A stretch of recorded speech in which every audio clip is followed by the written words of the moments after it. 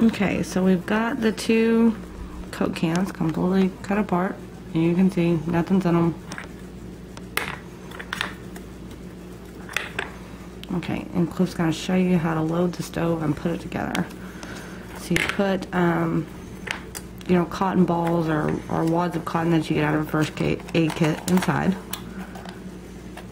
And then you slip one can inside the other. You know, you may have to bend it a little bit, that's alright. Just as long as it fits fully in. And then you press them completely down until they're tight and you can't press down anymore. Okay?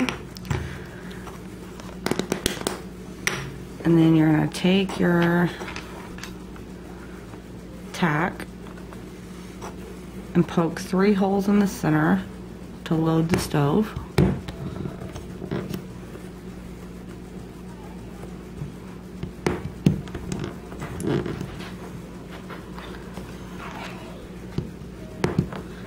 And you're going to poke holes around the outside for jets.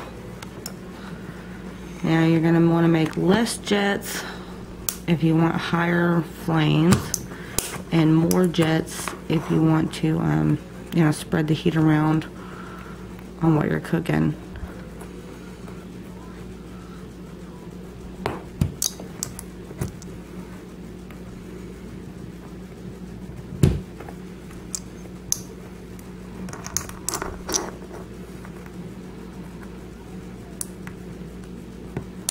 You don't have to be exact with these, you know, you just kind of want to get them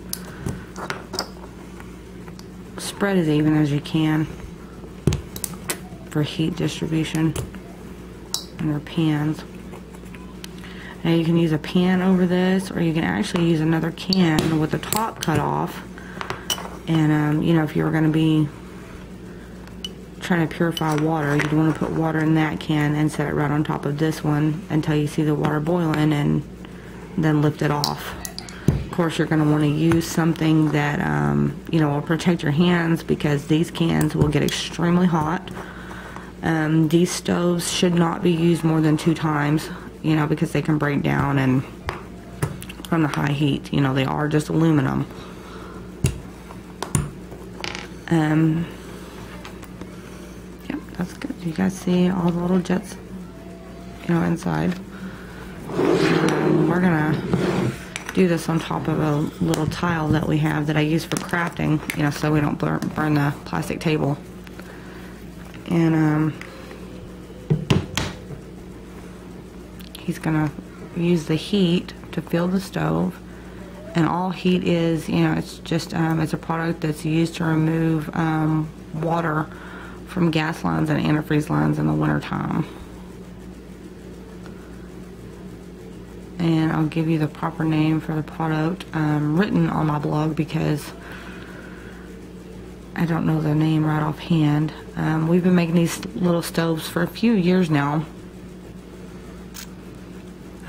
Sometimes as a gag gift, and you know, of course we use them when we have power outages and things like that. It's a nice little science experiment that you can do with your kids, and you know, roast marshmallows on them or whatever you want to do.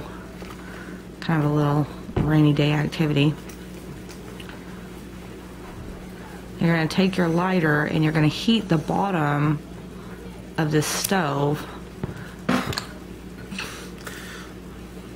Guess you don't have to heat it as easy. It's good. You spilled some. Yep. Ladies and gentlemen, you are not supposed to spill the heat down the side of the stove. So be careful when you're putting this together. But you can see, you know, he didn't get burnt. It's flammable, not like gasoline. You know, it's about the same flammability as rubbing alcohol. You know, and as soon as the vapors burn off, it's completely gone, and that's all.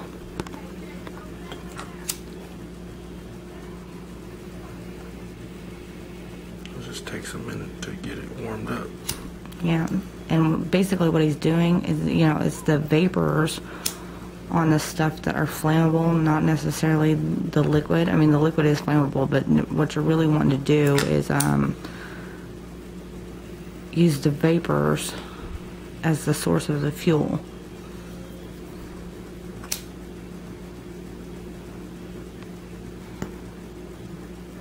It's much easier to light a tea light candle and just kind of set the stove on top of it and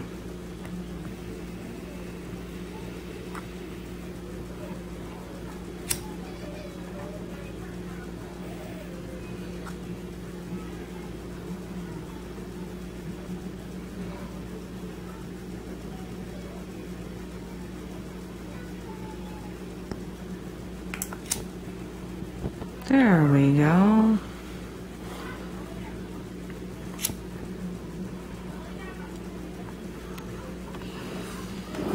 And he'll jump up and cut the lights real fast so you guys can see. It'll work in a second time. Yeah, so I think we did this in about 3 minutes from stove to lighting. And as the inside heats up, you know, it'll expand the jets and you'll see the jets kind of change color.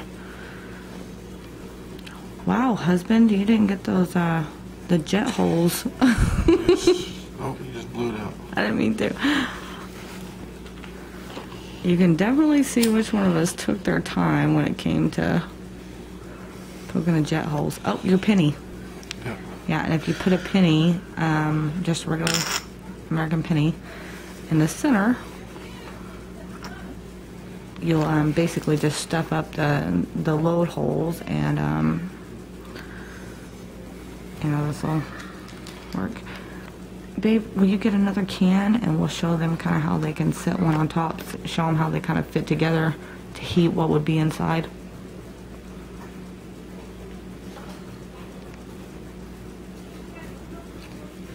So I promised the owner of the Zombies Apocalypse forum that I would make this stove to show him, you know, and you can just kind of see that, you know, oh, there's Mountain Dew still in that can. I don't know if you guys can hear that or not, but it is definitely sizzling in there.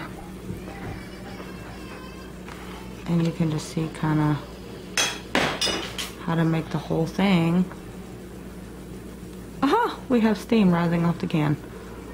So, you know, this definitely shows you, you know, it does work, and what's in there will get very hot. And, yeah, hot Mountain Dew does not smell very good. Wow. Okay. So, you know, you guys, if you're gonna make these stoves, you know, just be safe at home. Don't touch the stove after it's been working. You know, be careful when you pour the heat in, because you saw what would happen if you weren't careful. Always have something underneath it to keep from catching anything on fire. Yeah, the best place, you know, to use these, especially if you're going to use these, you know, during a power outage and stuff like that, is just to sit them on your regular cooktop, you know, and use them there. And so, you know, thank you guys for watching, and visit savvypracticality.com for more craziness. Bye.